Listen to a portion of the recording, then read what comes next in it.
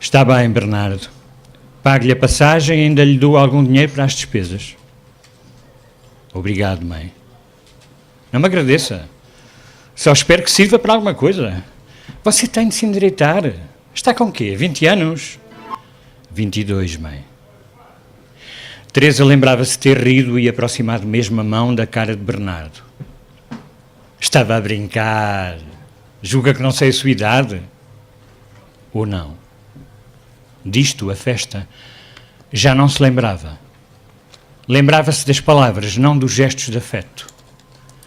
Se ela pousou a mão no rosto de Bernardo, ele não terá retirado a mão, mas notar-se-lhe-ia, um observador imparcial notaria, um desconforto.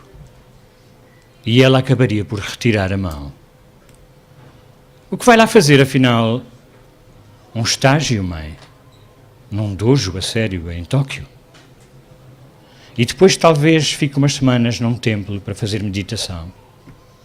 Você tem cada uma, Bernardo. Quem lhe anda a meter ideias dessas na cabeça? Meditação, estágios. O meu sensei disse disparates. Enfim, suponho que sempre é melhor que drogas. Tano estava encafuado no lugar 37B, entre a janela e a coxia, com um casal alemão maduro, volumoso e desavindo a fazer-lhe guarda, como se o levassem prisioneiro, deportado de guerra ou coisa assim. Também a deles não parecia uma viagem de prazer. Iriam talvez visitar o filho profissional em Tóquio, ou até mesmo ao seu casamento com uma japonesa que conhecera durante os estudos em, digamos, Berlim.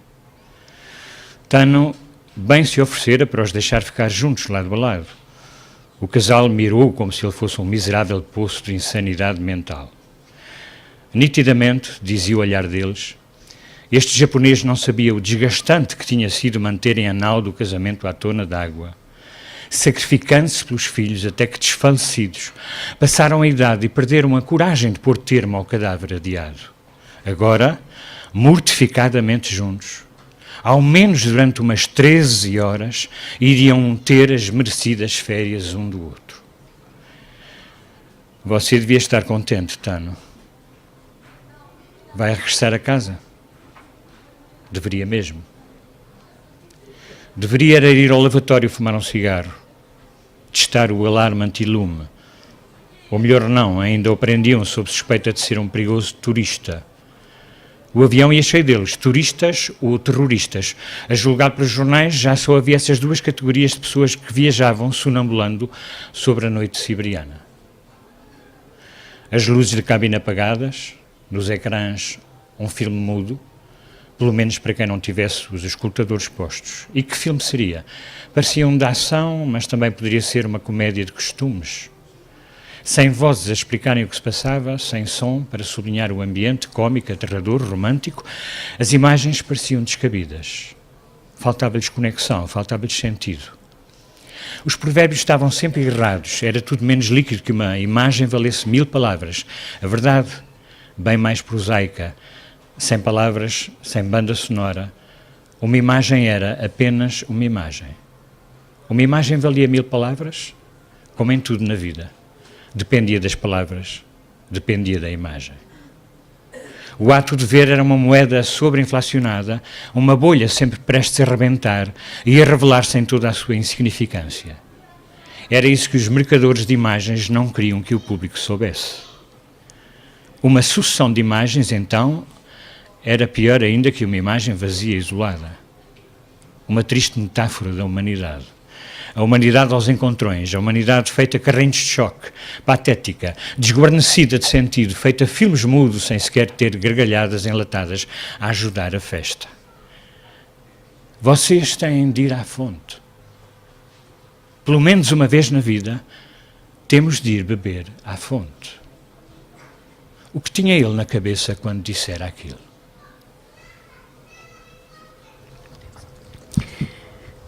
Os livros são como as pessoas, falam entre si de janela para janela.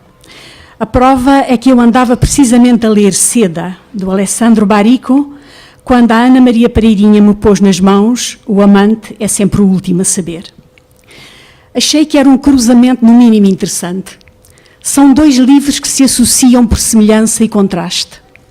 A semelhança maior é que Seda, essa pequena joia, tal como este livro de Rui Zinck, são escritos por europeus contemporâneos, fascinados pela diferença do Japão, crentes em que esse espaço permite a vivência de um outro destino, um outro conhecimento de si mesmo, fazendo passar a mensagem de que existe, por essas paragens, a força do mistério que proporciona uma revelação. Fazendo, sobretudo, passar a ideia de que à figura da mulher se associa uma espécie de chave que, uma vez rodada, seja em que direção for, acaba por abrir uma nova porta. E num e noutro caso, ao virar-se as páginas, vê-se um filme, tão corpóreas são as narrativas. Mas as semelhanças ficam por aí.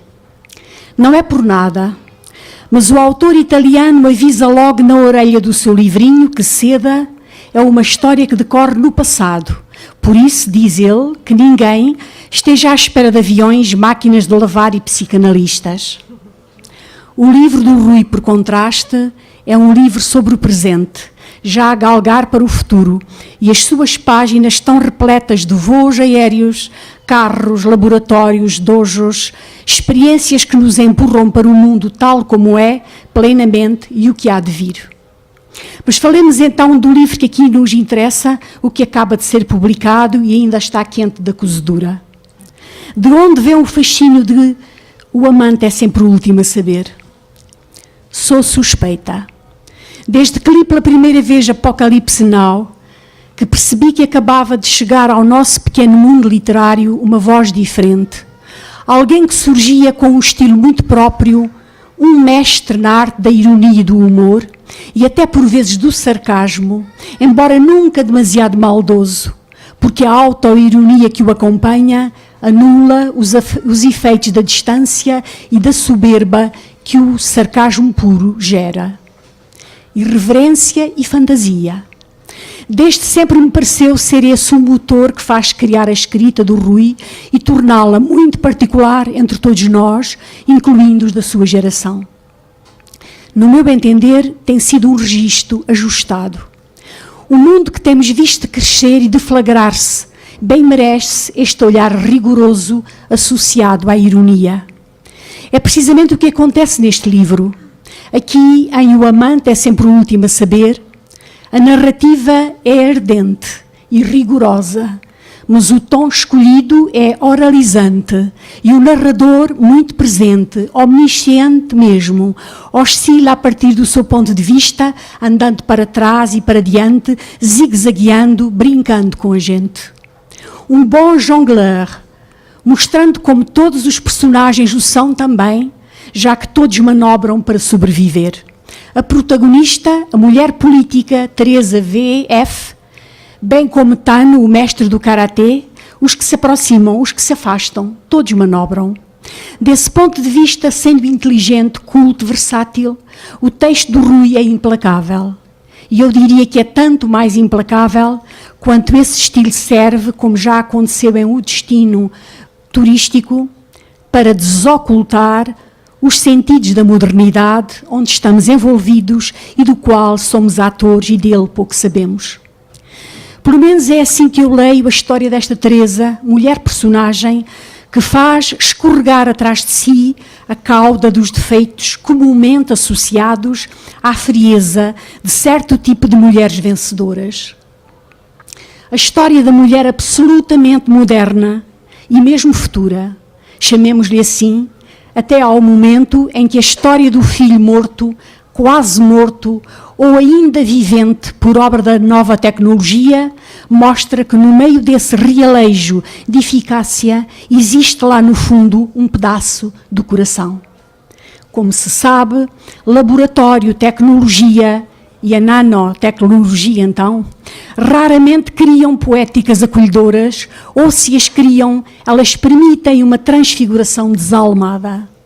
Que me perdoem, mas Orwell e Huxley também. Ora, o que é curioso, neste e noutros livros de Rui Zinck, é que a alma está por toda a parte, porque o texto é atravessado por uma humanidade terna, como se nas suas páginas ninguém ainda tivesse desistido de ser feliz.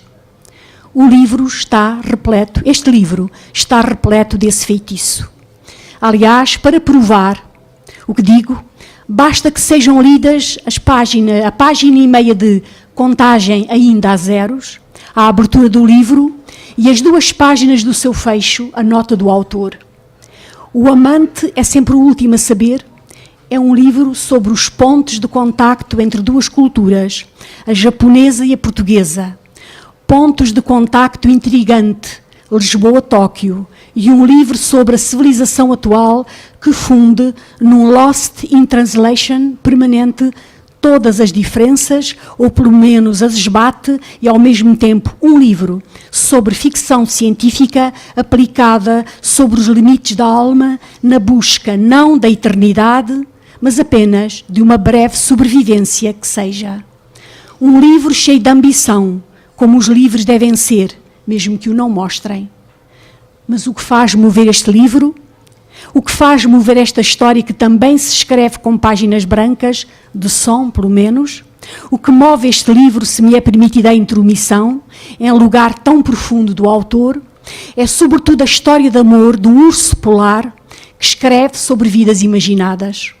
Um urso solitário que o Rui descreve em espelho reflexo, no início, como sendo aquele que namora e acasala brevemente, partindo de seguida cada um dos membros do casal para o seu lado. Bela metáfora para o amor daquele que escreve. Se liga e desliga do universo sem cessar. Vai solitário e triste o nosso urso? Talvez. Eu gosto de pensar que vai de coração cheio e que a brevidade do encontro é compensada pela intensidade da memória. Citei o Rui. Lê-se a meio da 2ª página, mas é assim que abre o livro. Querido Ruizinho, deves ter pensado que era despropositada a aproximação que fiz de Seda a O Amante é sempre o último a saber, tal como fiz no início. Não achas? Texturas à parte, séculos diferentes, mulheres e homens com diversa forma de encarar a nudez do corpo e da alma. E eu não deixarei de te dizer que em muitas páginas deste livro tu consegues mostrar como também a tua escrita pode ser para os leitores uma verdadeira joia. E atrás dela, um escritor importante e único naquilo que é uma literatura que caminha sem parar. Muito obrigada.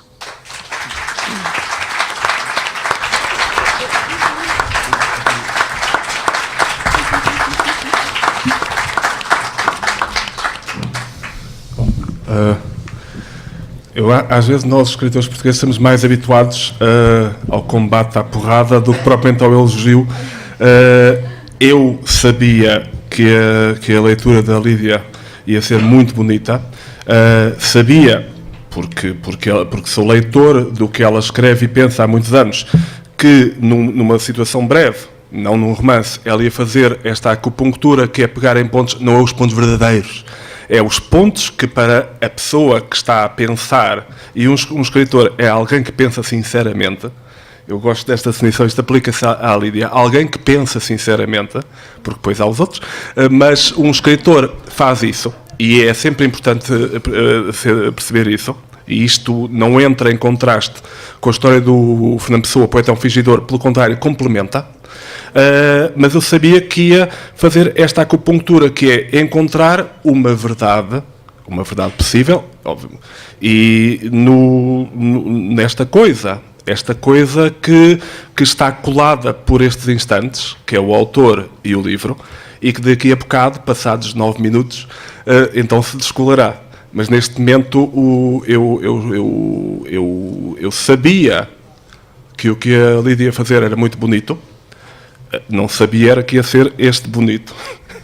mas é só isso. Estou muito grato, mas de facto eu fico desarmado quando uma pessoa é simpática. Ele vai muito a porrada em pequeno da minha mãe que está ali.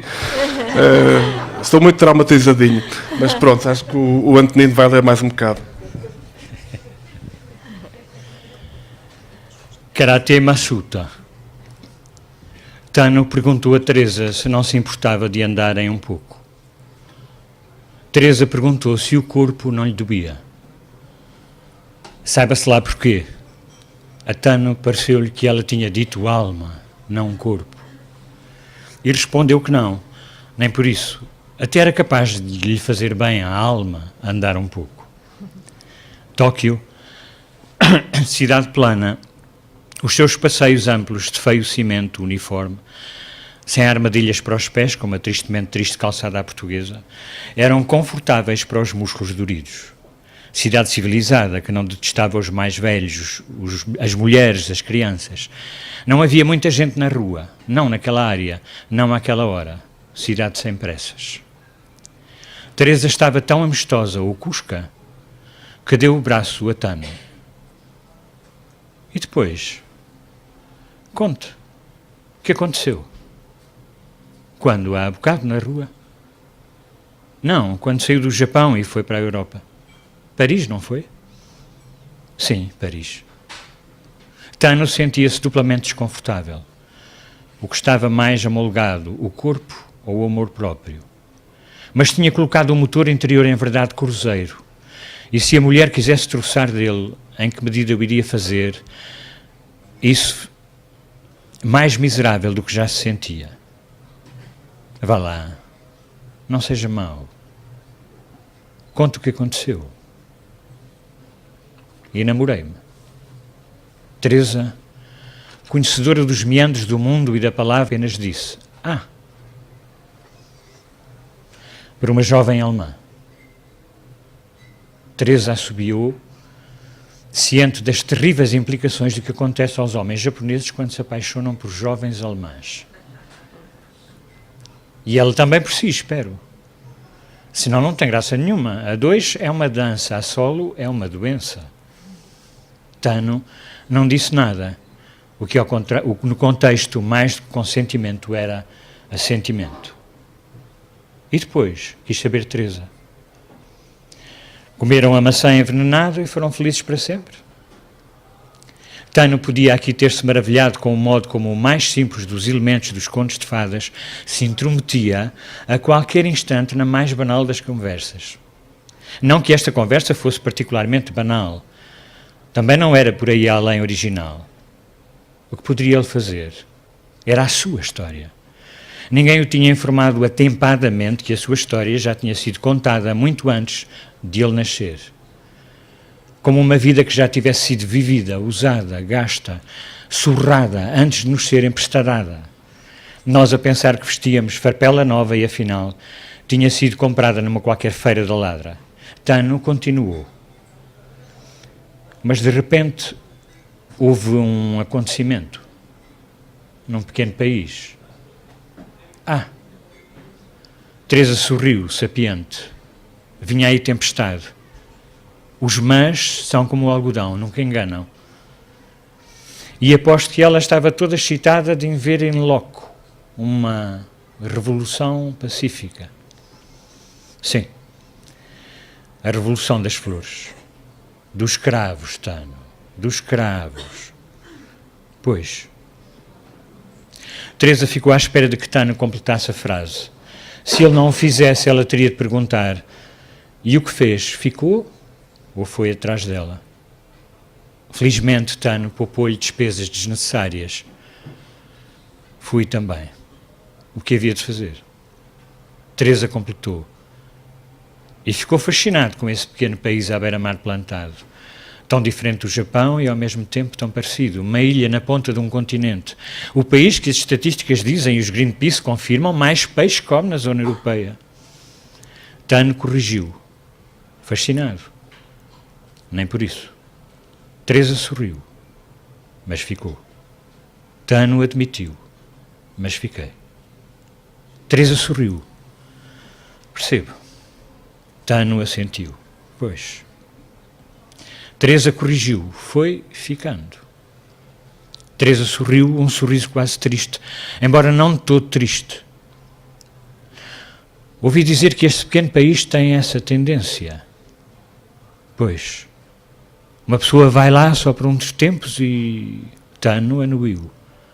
Vai ficando. Deve ser do ar, uma inércia qualquer, uma força magnética. Tano anuiu.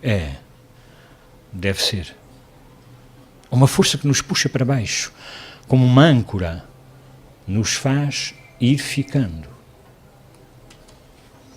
Tano anuiu. Teresa meditando.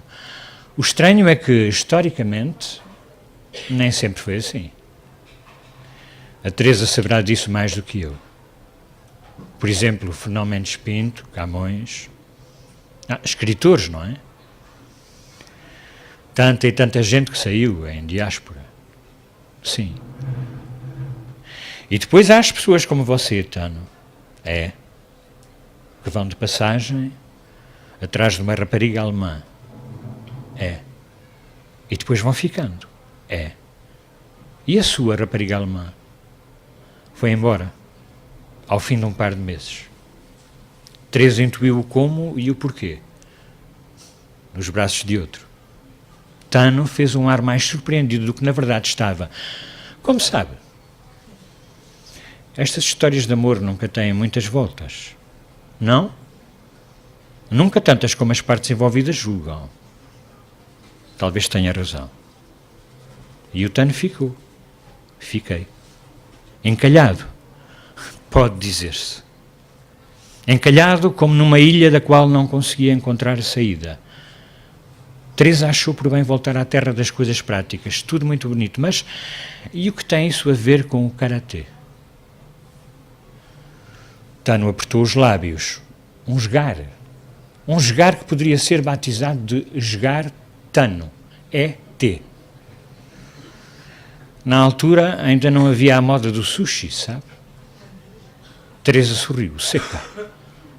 Um sorriso que poderia ser registado como sorriso frio à moda da Teresa. SFMT. Porque tinha de comer. Tano amargo, ET, autodepreciativo, acertou. Teresa fez o possível para que Tano não visse as suas palavras como um gracejo. Tornou-se oriental para poder continuar a milhas do Oriente. Confere. Pois. O que eu não compreendo é porque odeia tanto o seu país. Eu não o odeio. Sim, mas pensei que aqui se sentisse como peixe na água. Talvez. Como acha que se sente um peixe na água?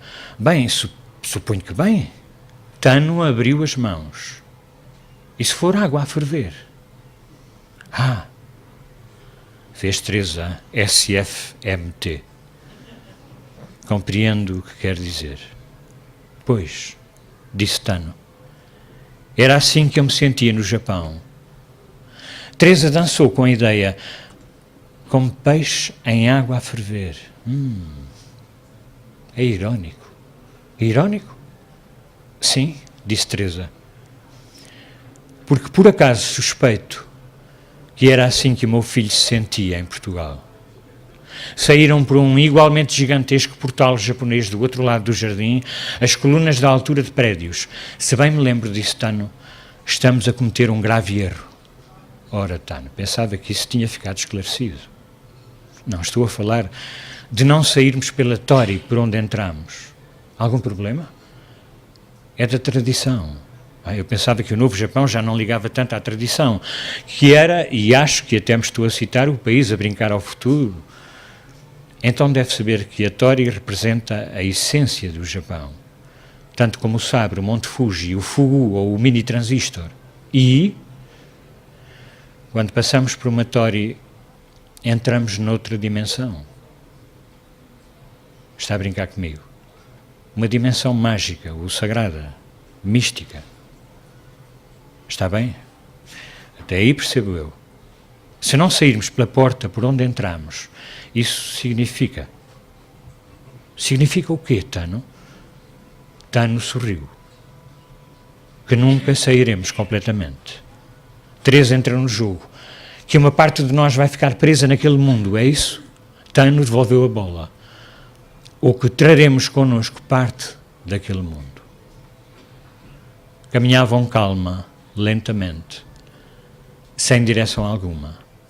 Caminhavam como quem dança, sem outra direção que a dos próprios passos.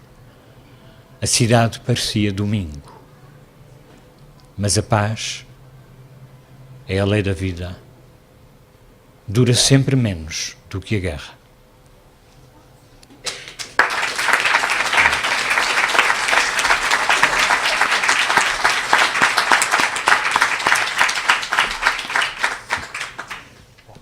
Então, agora tentarei ser breve.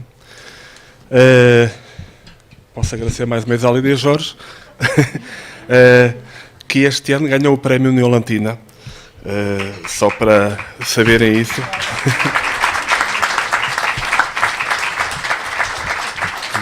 E publicou o muito, muito bonito A Noite das Mulheres Cantoras, que é todo um programa. É um programa que até antecipava o novo governo, mas pronto, isso agora não interessa nada. Mas pronto, eu fico muito grato que cá está. Uma leitura de um ator é sempre interessante, porque aí não é a acupuntura, aí ele espalha-se pela alcatifa toda, porque está a ler o texto, mas está a interpretar, é um solista, está a interpretar o texto como se fosse uma partitura. E isso é interessante sempre para o autor, não só porque é um eco, é uma leitura, mas também é uma mais-valia de um lançamento. Portanto, acho muito bem que agora cada vez mais haja esse hábito. Porque é uma voz que, quando a pessoa leva o livro para casa, lê e dá a sua voz. Quer dizer, a leitura, nós sabemos isso, os leitores não vão virgens para o casamento. Todos nós vamos com a nossa bagagem. E, portanto, o livro é sempre o encontro desse fantasma. Há um ator que é a mistura da voz do texto com a voz que nós temos dentro de nós e que interpreta. E, neste caso, obviamente que esta é a leitura, é o encontro do Antonino com o amante. E o que eu gosto é porque eu, de facto, há textos que eu faço e que vem sempre a canga da ironia do humor, mas como sublinharam a Lídia por um lado e o Antonino por outro, é verdade que em textos, embora eu tenha uma ferocidade da qual muito me penalizo e que às vezes tenho dificuldade em controlar, a verdade é que num texto longo é difícil manter essa ferocidade e mais, é até desinteressante. Eu gosto muito dessa violência de um humor negro num texto curto, e acho que aí pode ter às vezes a força assim de um golpe súbito. Num texto longo a busca é outra. A busca é outra coisa, é mesmo outra coisa. E eu acho que sou relativamente mais suave nesse tipo de textos. E, de facto, embora seja duvidoso que este livro seja assim tão simplesmente uma história de amor, de facto, há amor no livro. O que acontece é que nós falamos isso muitas vezes. Há quem faz um discurso de amor longo e há quem faz um discurso de amor mais curto e incisivo. E eu sempre lembro sempre da minha adolescência e via sempre, quando um colega meu estava com muita lábia, a dar lábia à rapariga, era porque o coração não estava lá. Porque quando o coração está lá, a pessoa gagueja. E neste caso eu acho que isso também se aplica aos escritores. Os escritores que eu gosto gaguejam. Aqueles que têm lábia vão para um partido e estão lá muito bem. Quer dizer, mas o que nós queremos de um romancista é alguém que tem a sua voz, mas em cada livro, em cada molho, não é a página branca, não é a angústia da página branca, é a angústia das 300 páginas brancas, e povoá-las e tentar fazer o mesmo, porque nós somos o mesmo, é isso, ou seja, uma pessoa tem a sua voz, mas ao mesmo tempo tentar fazer diferente. E modificar. Quer dizer, eu ainda hoje tenho muito presente, o estilo da Lídia, no primeiro livro dela, que tinha a frase muito curta. Numa altura em que havia a moda da frase longa, parágrafo longuíssimo, a Lídia, pelo contrário, cortava. E precisamente no capítulo mais o clímax para mim, que é o quando, salvo erro, a rapariga sabe que viu o namorado a dar um pontapé num cão e chega à casa e diz: mãe, ponto, com ele, ponto, é que eu, ponto, não caso. Mais ou menos isto, é a minha memória. E depois, noutros livros, ali vai buscar outra frase, outra elasticidade. Portanto, quer dizer, o livro, quando nós dizemos isto, as personagens foram para ali, é treta. Mas é verdade até certo ponto, ou seja, não é treta que as personagens vão para onde querem. Carambas, é papel, é tinta sobre papel. Mas é verdade que, de facto, um bom escritor, ou um escritor sério, é alguém que tem uma ideia para escrever, quer escrever, mas a certa altura é alguém que também sabe ouvir. E Deus nos livre dos escritores surdos. Esta agora saiu mal. Mas prontos.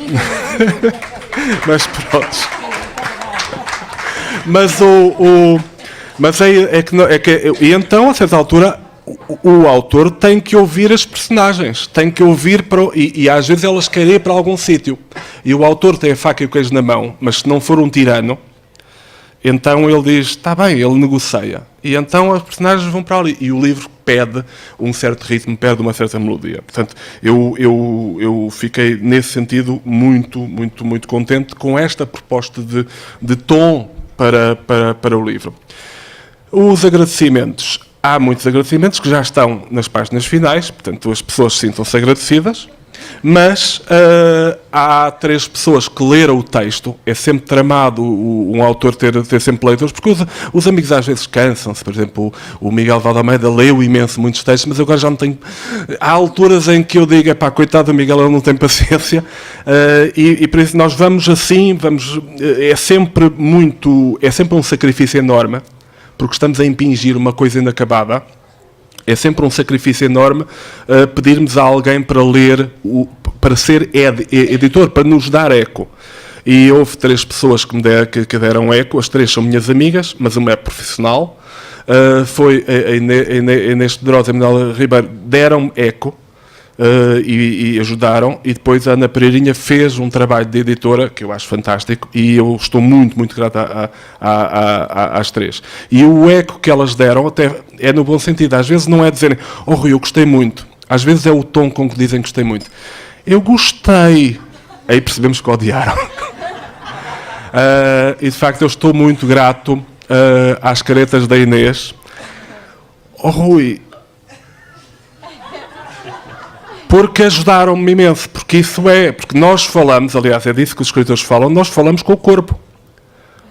Nós falamos, e o interessante também é pôr as personagens a falarem com o corpo. E nós temos um leque de palavras muito reduzido, temos um vocabulário, que nós, cada vez mais por conformidade, temos que ir atrás do vocabulário que o leitor imaginário tem. Isto é, qualquer dia fazemos livros com 7 palavras, e mesmo assim são complicadas. E depois eu tive há uns tempos uma rapariga a censurar-me, não era portuguesa, a censurar-me para eu usar palavras difíceis, e eu olhei para a rapariga, mas você só está a estudar português há 1 ano. Mas ela achava-se no direito de reclamar que eu fizesse aquilo mais acessível. Portanto, a coisa está a este nível. Mas nós trabalhamos com estas 25 ou 26 letras, e com essas 25 ou 26 letras tentamos agarrar o visível e agarrar o invisível. E tentamos propor aos leitores uma viagem muito, muito engraçada. Eu estou também muito grato à Japan Foundation e à Embaixada do Japão em Portugal, que o ano passado tiveram a bondade de achar que mereciam levar-me a conhecer um Japão que eu não conhecia. Podia agora ficar aqui a falar do Japão imenso tempo, mas eu acho que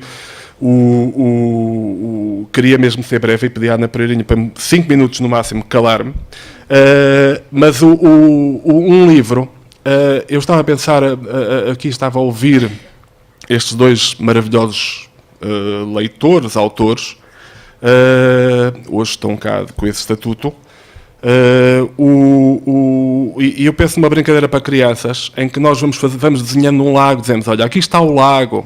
Depois desenhamos, aqui está um rio, aqui estão umas árvores, e vamos fazendo o desenho, e isto faz com crianças de 5, 6 anos, e depois perguntamos, e o pato, onde é que está? E quem já teve crianças sabe que o pato, a brincadeira é descobrir que o pato é o desenho todo. Portanto, não está num sítio ou noutro, todo o desenho, quando se desenha o lago, estamos a desenhar os olhos, quando se desenha o rio, estamos a desenhar a boca, assim a Pato Donald, e depois o desenho todo é que é o pato. No caso deste livro, como de todos os livros, ou pelo menos todos os romances que os autores querem que sejam romances, o pato, ou seja, o desenho principal, é o todo. Por isso, este livro não é um livro sobre o Japão, até porque os japoneses têm uma literatura muito rica e por isso não precisam cá do G para lhes explicar o Japão ao mundo. É um livro que tem por leitores prioritários disponíveis. É um livro, como todos os meus livros, como a Ana Pereirinha sublinhou, é um livro sobre Portugal. É, como dizia o José Cardoso Pires, o meu remorso, o nosso remorso, esta coisa de que nós gostamos porque somos masoquistas. E talvez isso explique porque é que somos tão mansos a aceitar o FMI. E pronto. Mas o livro não é sobre o Japão, é sobre Portugal, porque todos os livros que eu faço têm Portugal lá dentro. Até o destino turístico, que até meio do livro o leitor pensa que se passa num país das Arábias e afinal é cá. É um futuro próximo. Mas o livro quer ser também Japão. Isto é, não estou a imitar os escritores japoneses, mas a verdade é que vocês, como eu, nós consumimos já centenas e centenas de produtos culturais japoneses ao longo do século XX. E essas centenas de produtos vêm desde produtos naturais, a palavra tsunami, até produtos culturais, como marcas. Eu podia agora fazer aqui... nós somos patrocinados pela Toyota. Não, mas pronto. Mas podíamos aqui ficar até o sushi agora, que faz parte do nosso cotidiano, tal como a chamuça passou a fazer há 30 anos. Quer dizer, já é português. E o judo, e o dojo, e o karatê, e tudo isso, são coisas muito, muito, muito, muito nossas. E, de facto, a cultura japonesa está muito presente. Portanto, quer dizer, o livro quer ser Japão, ou seja, quer ter um tipo de pudor e de silêncio, de pausa na sugestão do que está a acontecer, que é um bocadinho, o livro tem essa ambição, quer ser o Japão, a ser alguma coisa, o tema é isso. Mas, de facto, estão aqui colocadas essas questões de amor. Já agora, o amor é uma coisa muito interessante, porque nós passamos a vida com o complexo de somos periféricos. Ora, o amor é aquilo que, graças a Deus, torna centros em periferias. Porque ser periferia é tão melhor do que ser centro. E quem tem filhos sabe isso. Eu era um narcisista, um egocêntrico do caraças, até ao dia em que tive filhos, e no dia em que me nasceu o meu primeiro filho, eu fiquei assim, meu Deus, já não sou o centro do mundo. E ao princípio é uma coisa estranha, mas depois é uma coisa que acaba por torna a vida sentido. Isto é, quando há amor, quando uma pessoa sente amor por alguém, sente amor por uma pessoa, o amor do desejo, sente amor por um filho, sente amor por um pai, sente amor nem que seja por um clube, coitadito do Benfica, que merece o nosso amor, pela seleção portuguesa também precisa do nosso amor. Quando a pessoa sente amor, o próprio movimento do amor é um movimento que faz nós periferia. Quem é centro não ama. Quem é centro é surdo. Bolas. Mas pronto. Portanto, o ser periferia que é bom. E aqui entram aquelas coisas engraçadas, que é de facto